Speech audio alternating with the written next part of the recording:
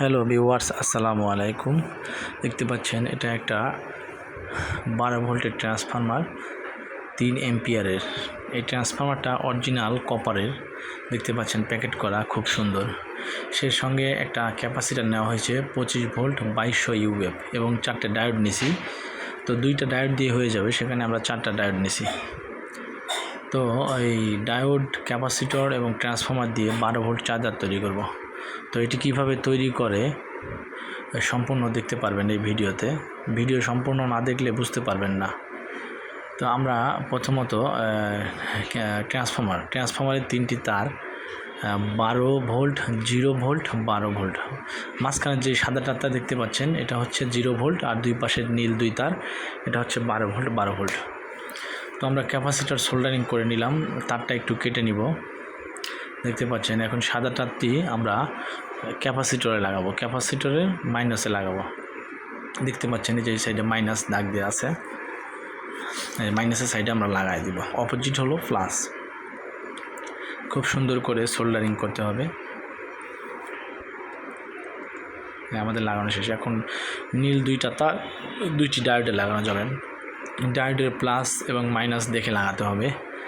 সাদা যেই দাগের মতো যে সাইডে লাগানো হচ্ছে রাং, সেটা হচ্ছে প্লাস। দুইটাই যে সাইডে রাং লাগানো হচ্ছে এই সাইডটা প্লাস, ওই যে সাদা দাগ আছে দেখতে পাচ্ছেন। তো আমরা 2 প্লাসের ডায়োডের 2 প্লাস একসঙ্গে করে ঝালাই দিয়ে দিব। তারগুলো কেটে নিব, তার আগে তারগুলো কেটে নিলাম। এখন আমরা এটাকে ঝালাই করে 2টা একসঙ্গে লাগাবো, এবং যে 2টা একসঙ্গে লাগবে এই সাইডটা হচ্ছে প্লাস, ডায়োডের প্লাস সাইড, অর্থাৎ যেই সাইডে সাদা মালার মতো আছে এই সাইডটা হচ্ছে প্লাস। তো দেখেন আমরা এখন ঝালাই দিয়ে নিব, তাতাল দিয়ে ঝালাই দিয়ে নিচ্ছি। দেখতে পাচ্ছেন প্লাসের সাইডটা ঝালাই দিয়ে নিলাম। এখন দেখতে পাচ্ছেন এখন ট্রান্সফরমারের 2টি এসি লাইন, 2টি নীল তার ডায়োডের 2 মাথায় লাগবে। দেখতে পাচ্ছেন ডায়োডের 2 মাথায় আমরা এটা সোল্ডারিং করে দেব।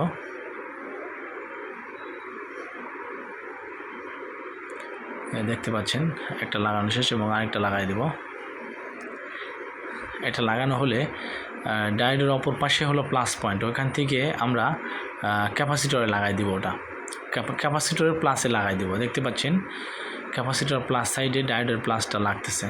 খুব সুন্দর করে সোল্ডারিং করতে হবে যাতে লুজ কানেকশান না থাকে।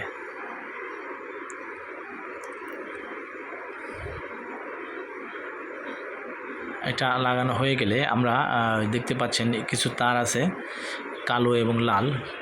তো এই কিছু তার, একটু তার কেটে নিব, নিয়ে আমরা ক্যাপাসিটরে এবং ডায়োডের থেকে, ক্যাপাসিটরের 2 পাশ থেকে আমরা প্লাস মাইনাস বের করব। বের করলেই আমাদের চার্জারটা তৈরি হয়ে যাবে। দেখতে পাচ্ছেন আমরা লাগাই দিলাম। এখন এই যে 2 টুকরা তার কেটে নিছি, দেখতে পাচ্ছেন ছোট, লাল এবং কালো। লালটা প্লাস, কালোটা মাইনাস। তো দেখতে পাচ্ছেন আমরা কালোটা সোল্ডারিং করব। সোল্ডারিং করে এইটা আমরা ক্যাপাসিটরের মাইনাসে লাগাবো। সাদা তার যেখানে আছে সেইখানে লাগাবো ক্যাপাসিটরের।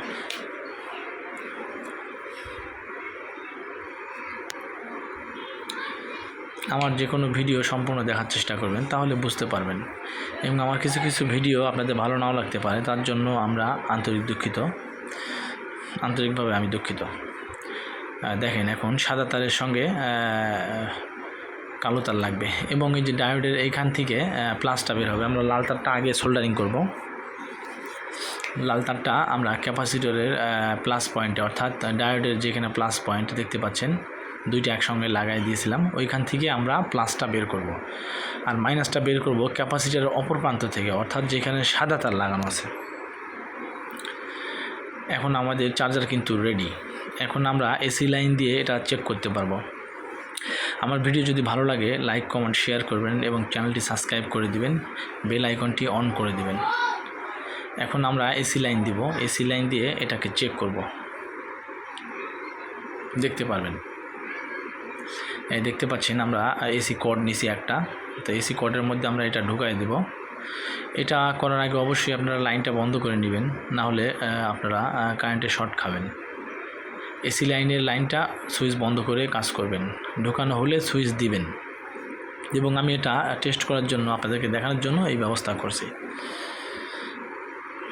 দেখেন এখন আমরা এসি লাইন দিয়েছি, দেখতে পাচ্ছেন এখন 12 ভোল্ট, খুব এম্পিয়ার, 3 এম্পিয়ারের 12 ভোল্ট আমাদের কিন্তু তৈরি হয়ে গেছে। দেখতে পাচ্ছেন আমাদের কমপ্লিট হয়ে গেছে। ঠিক আছে, ভিডিও ভালো লাগলে লাইক কমেন্ট শেয়ার করবেন, চ্যানেলটি সাবস্ক্রাইব করে দিবেন এবং বেল আইকনটি অন করে দিবেন।